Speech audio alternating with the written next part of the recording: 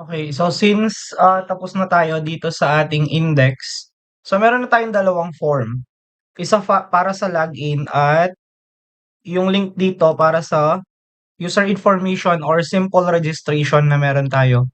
With validation para sa name, password, email, and age. Then, ang gagawin kasi natin dito ay maglalagay din tayo ng validation sa mismong password natin para at least mag-accept siya ng standard na password. Yung meron siyang 8 characters, special upper, and number na password. So before that, ang gagawin natin is we need to change muna etong sa script natin. So ang gagawin natin dito, gagamit na kasi tayo ng index JS natin. Separate na natin yung JavaScript natin. So yung first step kasi natin na ginawa is magkasama sila. So ngayon, ang gagawin natin dito, gagamit tayo ng src, then tatawagin natin yung index.js natin. So we will just call out itong index.js. Then after nun, all goods na to, ang next step na lang is to code yung nandito sa index natin. Then after nun, ang next naman is to call out yung document natin.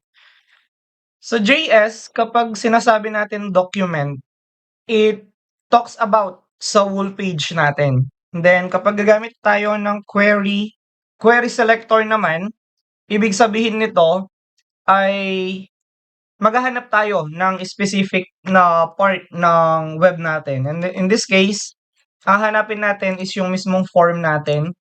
Then, maglalagay tayo ng add event listener.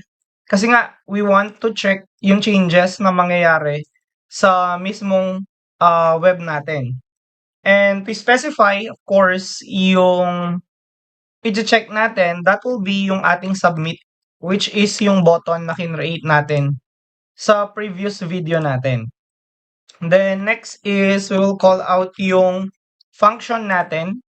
Then, sa function natin, meron tayong E, short for event, na gagamitin natin para sa program na to. And then, opening and closing curly bracket. Then, magkakaroon tayo ng next, yung e.prevent, default.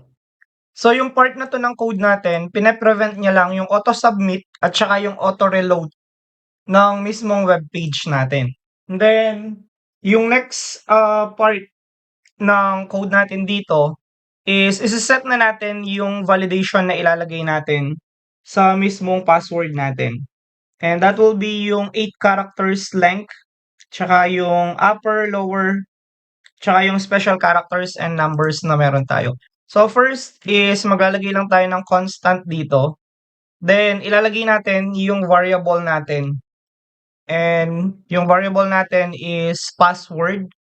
And then call out natin yung document that query selector natin.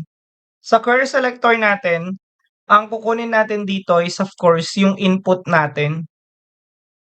So dito kasi sa HTML natin, meron tayong yung sa input password natin. So kukunin nyo lang yung name na ito, yung name pass. And then gagawin natin dito is opening and closing two quotation. Then ilalagay natin yung input, opening and closing yung bracket natin. And then dito natin ipi-paste yung kinopy natin na pass or na name pass. Then papalitan nyo lang ng single quotation yung sa pass natin. So ano ibig sabihin niyan? So meron tayong variable na password. And then chine-check ngayon natin if nase-select ba yung password natin. So using yung name pass natin. So ito kasi yung name na ginamit natin para sa mismong password field na meron tayo. Now, ang gagawin natin dito is after natin ma-check or makuha yung name.pass natin, kukunin natin yung value. So gagamit ka ng dot value dito. And then semicolon. So after nun, ang next ilalagay na natin dito yung mga requirements para sa password natin. So again, we will still use yung constant natin. Then magkakaroon tayo ng min length dito. So ito yung minimum length ng magiging password natin. So tatawagin natin si password, then dot length. So ang gagawin natin length, tapos yung length natin dapat greater than siya or equal sa 8. So yun ngayon yung first requirements natin. Now yung next naman na requirements natin for password ay kakopy natin to. And then lalagay natin yung has uppercase. So kailangan kasi may uppercase yung magiging password natin.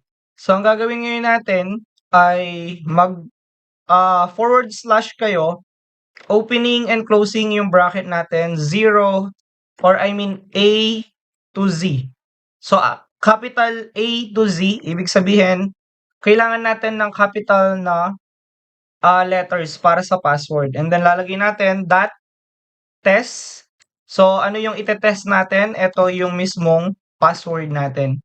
So sa test, chine-check lang natin kung nagma-match ba yung password natin, itong password field, which is ito nga, ito. Kung nagma-match ba yan, yung mga tina-type dito sa capital na A to Z natin. So, yan yung purpose niya. And then, copy na lang natin din to. Paste. Dito naman, since meron ka ng uppercase, papalitan natin siya ng has number. So, sa number natin, lagay nyo lang 0 hanggang 9. So, yun lang naman yung number. And then, i-test nyo pa rin yan sa password natin, which is eto nga. So, titingnan nyo lang kung nag-type ka dito, kung meron bang numbers yung field natin. Then, after nun, copy ulit. Then, paste. So, dito naman, lalagyan natin has special character.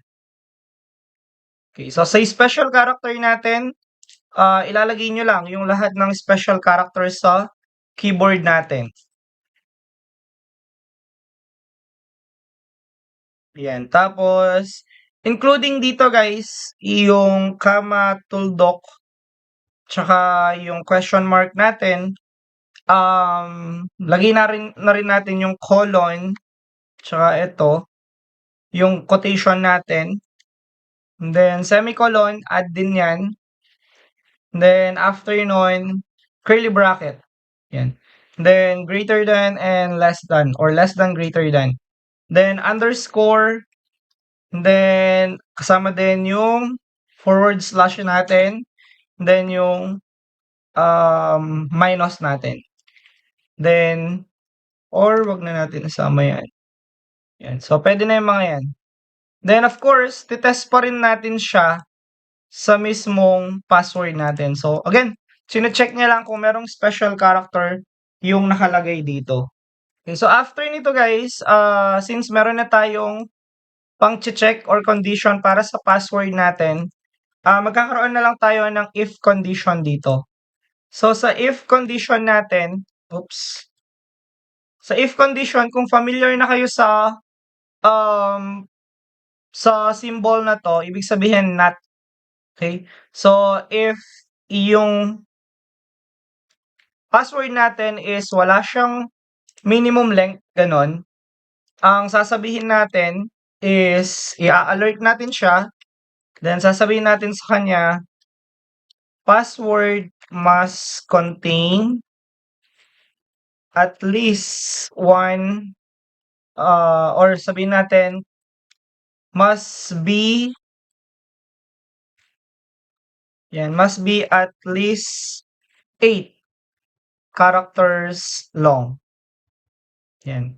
So, after nyan, na malagay natin ito, semicolon natin siya, then, i-return natin yan. Okay, so next naman, same pa din, copy nyo lang yung if natin, And then paste, papalitan nyo lang ng has upper.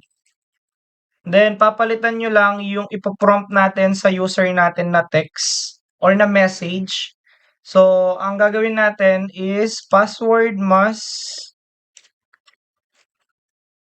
contain. So, password must contain at least one uppercase letter. Yan. Then, wala ka nang i-change doon. Dalawa lang naman i-change natin. Yung sa if part. Then, after ng uppercase, has number naman tayo. So, dito naman, password must contain at least one number. And then, copy ulit natin siya. Then, paste. So, dito naman, papalitan natin yung has special character. Dito. So, password must contain at least one special character. Ayan. So, ito na ngayon yung sa validation natin for password. So, na-cover up na natin yung mga yan. So, meron na tayong condition ngayon. And yung next naman is dito sa baba. And dito sa baba, ang gagawin natin, call out natin si alert.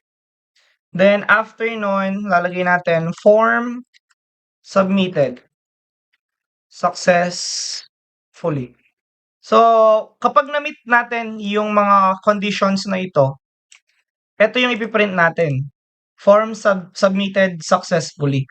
And then, ang gagawin natin, tatawagin natin si window, then that location, and then that href.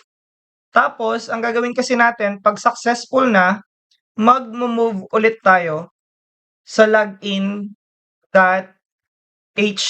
natin. So, eto siya. Yung login HTML natin. So, babalikan lang natin siya. And then, semicolon natin. Then, after nun, refresh natin siya. Check natin kung ma-under yung validation natin. So, una, 1, 2, 3, 4, 5, 6, 7. 7 characters lang. And then, so, age. So, etong mga to walang validation, kaya okay lang. Submit natin. So, mapapansin nyo, meron siyang alert dito. So, at password must be at least 8 characters long. Then, okay nyo lang. Lagyan natin ulit yung pang-apat na character. Submit. Sasabihin niya, password must contain at least one uppercase. So, lagay tayo ng uppercase. Submit. So, contain at least one number. So, lagay tayo ng number. At least one special character. So, special character. Ayan. Then, submit. Okay na. Form submitted successfully. Then, nag-move tayo sa login natin. So, eto siya. Yung last two part ng mismong ginawa natin. So, simple JS pa lang naman to. Pinapakita lang natin kung paano gamitin yung basic.